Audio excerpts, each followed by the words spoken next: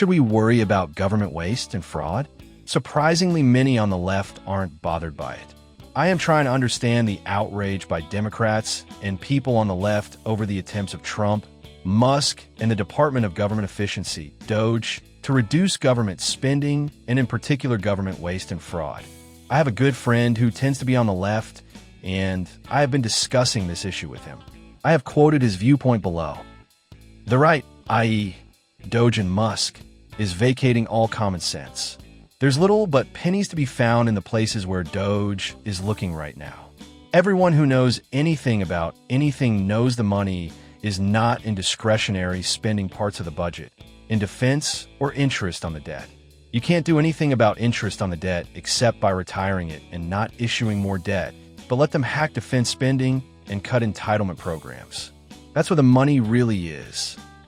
But of course, Social Security, Medicare, and defense are off limits. So my friend's logic, and the Democrats and leftist logic, is that the buckets that make up large parts of our federal government spending are difficult to control, and that the rest of what the government spends money on is just pennies. So therefore, we should not bother to worry about government waste, fraud, and efficiency. If that were sound logic, then someone like me, who is reasonably well off financially, should not bother if a stranger walks into my garage and steals my bike. After all, compared to my total net worth, my bike is worth just pennies. Perhaps I should just let people walk into my house and steal my microwave oven and my TV. Compared to my net worth, those things are just pennies. I can tell you I would be bothered if someone stole my bike. As it is, I was doing some remodeling on my house, and during construction someone broke into my garage and stole my bike, my fishing rods, and my ski boots. Even though the value of what was stolen is just pennies, I'm still mad about this theft, and if ever found, I would like those thieves to spend 10 years behind bars breaking rocks with a sledgehammer. The reason I am concerned about my bike and about waste and fraud in the government is that pennies do matter. Let me repeat that. Pennies matter. As a finance person, I have worked with many companies over the years that have had cash flow issues. Unlike the government, private businesses can't just borrow more money to cover excessive spending. In those companies, there was never any silver bullet, meaning that there was never one big expense that could be eliminated to right the ship. Righting the ship required cutting small amounts of wasteful and unnecessary spending in hundreds of places across the organization. I teach that pennies matter in my personal finance course. I have students who tell me they can't afford to purchase the textbook while they stand there with a $7 Starbucks caramel macchiato in their hands. Those very students will often admit they have at least one caramel macchiato per day. Now, if you invested the money instead of spending it on caramel macchiatos, you would have close to $650,000 at the end of 40 years. Many government agencies engage in percentage increase budgeting. If a department spent $100,000 last year, then the department asks for $110,000 this year. There is little thought as to whether the additional money is needed or if the money that was spent the prior year was needed. This type of budgeting is nothing but a recipe for disaster. As someone who is employed in a government institution, I have heard it said many times that we need to spend our budget. Otherwise, we won't get the money the next year.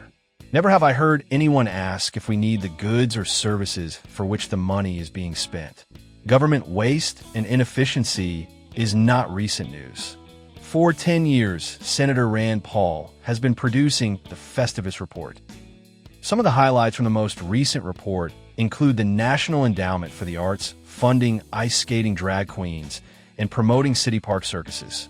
Additionally, the Department of the Interior, DOI, invested in the construction of a brand new $12 million Las Vegas pickleball complex. DOI also allocated $720,479 to wetland conservation projects for ducks in Mexico. This year, the Department of State is featured 11 times, with expenditures including $4. $8 million on Ukrainian influencers, $32,596 on breakdancing, $2.1 million for Paraguayan border security, and $3 million for girl-centered climate action in Brazil. NewsNationNow.com reported the following. The Congressional Budget Office recently found that Congress provided $516 billion in appropriations this fiscal year to programs that had expired under federal law. The funds were associated with nearly 500 expired authorizations, according to the CBO's July report. Nearly two-thirds, $320 billion, of that $516 billion was provided for activities whose authorizations expired more than a decade ago, the report said. According to CBO's estimates, about half of the authorized appropriations in the report expired at least 10 years ago, and the oldest expired in 1980. It gets worse. The federal government made $247 billion worth of payment errors in fiscal year 2022 and $236 billion in 2023, according to the Government Accountability Office. These errors, also known as improper payments, include overpayments or payments that should not have been made, such as to someone who died or someone no longer eligible for government programs. Estimates show the federal government spent $2.7 trillion in payment errors since 2003. The federal government agencies are using just 12% of the space in their headquarters buildings on average, according to the Public Buildings Reform Board, which is an independent federal agency focused on recommending the disposal of underutilized federal properties. Even before the pandemic, of the federal properties analyzed, federal occupancy was low, particularly in Washington, D.C., the board's report to Congress in March said.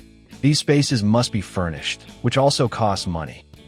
The House Oversight Committee has spent $3.3 billion on furniture over the past few years.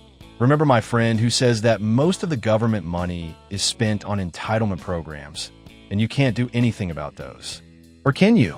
In 2022, the improper payments mentioned previously spanned 82 programs, a majority coming from Medicaid, $81 billion, and Medicare, $47 billion. Yes, that's right. $128 billion in two of the entitlement programs that my friend says can't be touched. What manner of insanity possesses people who don't think our government saving $128 billion in improper payments is a good thing? Some reports suggest Medicare fraud alone amounts to over $100 billion a year. I'm a big believer in the iceberg theory. Everyone knows that when you see an iceberg, you only see about 10% of the total iceberg. The other 90% is hidden underneath the water. My experience tells me that when there are problems, you only see about 10% of the problem. It takes a lot of digging and work to uncover the other 90%. I suspect that what we do uncover in government waste and fraud is only the tip of the iceberg. My belief is that waste and fraud in the government, in both areas of discretionary spending and in entitlements, is far more expansive than and pervasive than most people suspect. Right now, the government is spending too much money because it is spending far more than it collects in taxes and fees. So, investigating fraud and waste could save us money. But even if it doesn't save us money, it would allow us to reallocate money that is being spent from waste and fraud to funding projects that are honest and take care of Americans. There's another problem with government spending. While some of it is well-intentioned and designed to help Americans such as retired people, people on low incomes, and veterans, much of government spending is either payback for political support or payments to organizations such as NGOs who actively engage in activities designed to undermine American values and interfere in the political process. It is strange that people like my friend on the left are happy to tolerate fraud, waste, inefficiency, and spending on foolish activities by the government. But if asked, they would not use their own money to fund any of these enterprises or activities. It is too early to determine if DOGE will be effective. The entrenched bureaucracy and the political interests will use every tactic available to roadblock their efforts.